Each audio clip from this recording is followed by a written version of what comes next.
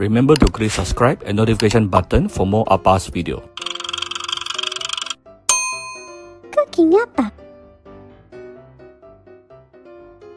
Hi, this is Cooking Appa. Recently, many people kept asking Appa how to make pork broth or how to make chicken stock at home.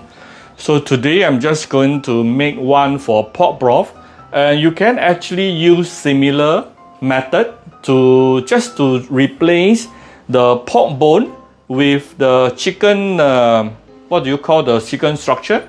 Okay, the deboned chicken left over the body of the structure. Okay, I don't know what is it called. You can leave your comment below to teach my other followers.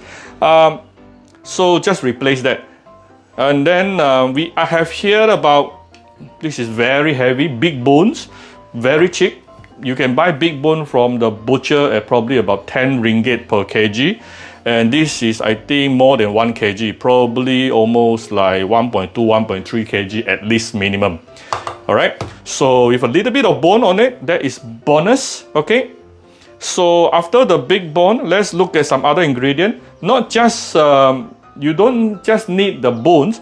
We will also want to put some vegetable to mellow down the meaty taste of the broth. So I have half big onion here. The other half I'm going to fry eggs later. This is one piece of red carrot. I have peeled off the skin. Few pieces of old ginger. 2 stalks of spring onion here. This is all you need to make your broth or your chicken stock. Okay, the first thing, always we need to blanch because we are using bone. Yeah, whenever you are using anything with bone, you need to blanch it first to remove the gaminess. Okay, as usual, the first rule of doing a efficient blanching is always put in the bones in cold water. Oh, the bone is huge. This round, huge. One of the biggest I ever bought. We bought this online. Okay, so after that, you can actually put in few slices of ginger and a little bit of wine. Of course, if you don't take alcohol, you can omit the alcohol. Don't worry. This is the Shaoxing wine. No, this is the white rice wine. You can also use Shaoxing wine.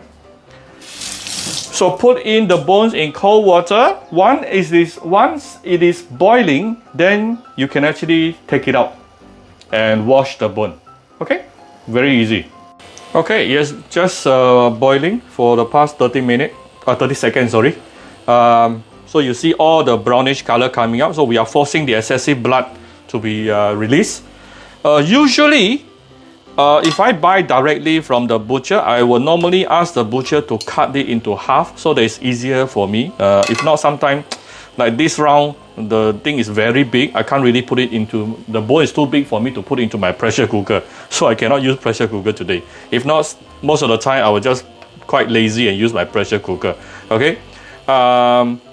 So what we need to do now, it is just to take out the bones and wash it nicely. Yeah, wash off all the brownish, the forms on the bone. Then we can start cooking, preparing the broth. So after washing the pork bone or your chicken bone, now this is the time, or you can also use chicken feet. Yeah, by the way, you can use chicken feet. That's a very good option. It will give you extra collagen also. So after that, you need to prepare one boiling pot of water here. Just in case, for those who want to know what is the size of this pot, this is size 26. Okay, so is this now boiling? We can slowly put in the bones. Not forgetting the veggie. Yeah, this is the big onion. I cut it into 2.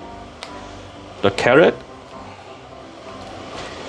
Now let me slightly talk about the water to bones ratio. I remember there was one of my followers who tried to make a stock like this, and because he said Appa says there's no rules in Appa kitchen, therefore he actually put probably somewhere around probably about 1 kg of bones, add in about 6-7 liters of water.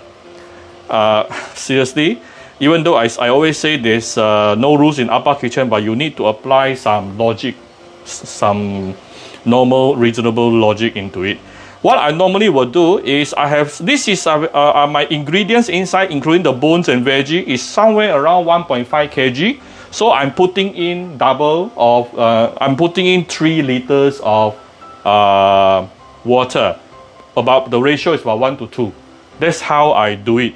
Okay, so if you put too much water, you will be definitely diluted. He told me totally tasteless. Actually, broth is not supposed to be very strong taste. It is broth. It is not a soup. Broth is different. So because we don't season it, therefore it is very normal for the broth to be what we call tasteless. So anyway, if you do 1 liter, about 1 kg of ingredient to 2 liter water, 1 to 2, I think that would be okay. So what I'm going to do now, I'm going to wait for it to be boiled again.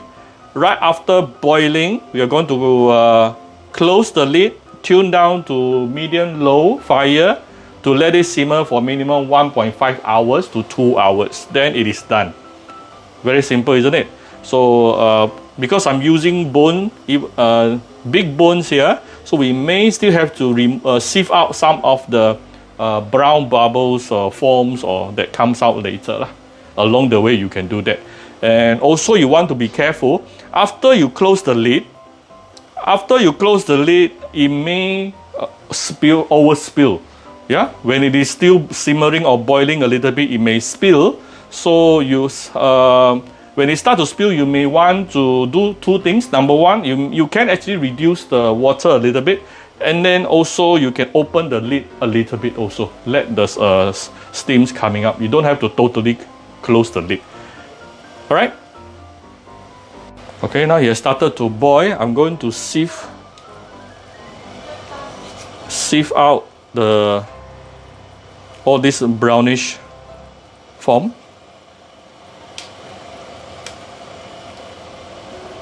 You may have to do this few rounds. If you don't blanch the pork, you may have to do it forever. So this is already considered very less because we already done the blanching process. But because it was a very big bone, so you will have this problem. Easiest if you can use chicken feet. Chicken feet will have less of all this problem. Yeah, use chicken feet. Go and buy from the market. Okay, it is now boiling. So what I'm going to do is to close the lid, tune down to medium-low, and let it slowly simmer for at least 1.5 hours. And like I said, if you started to feel it started to overflow, then you can open the lid a little bit and also reduce some of the water. Okay, at least 1.5 hours to 2 hours. Let it slowly simmer. Okay, this is after about 1.5 hours simmering. I just off the heat just now. This is very, very fragrant. Very, very fragrant, I'm telling you. Basically, what I'm going to do next is leave it aside, wait until it has cooled down. Then I will actually put it into different size of container. Let me show you what kind of container I normally use. Some are actually put it in this kind of container, some I'll put it in this type of container. Okay, whatever container, you see they are different sizes. So sometimes depending on how much I will need to use, then I will take out that particular size for that particular usage. Okay, so it's very flexible. So wait until it is cooled down, then I will put the thing into the freezer. It must be frozen. Then you can actually keep it for at least 1 to 2 weeks time, no problem at all.